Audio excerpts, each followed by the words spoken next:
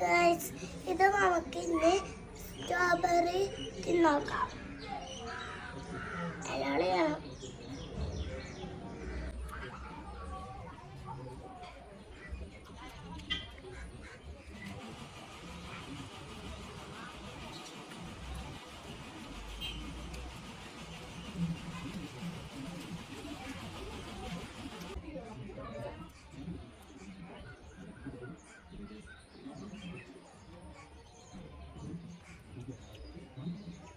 ഒന്നും കൂടി തിന്നോക്കാം.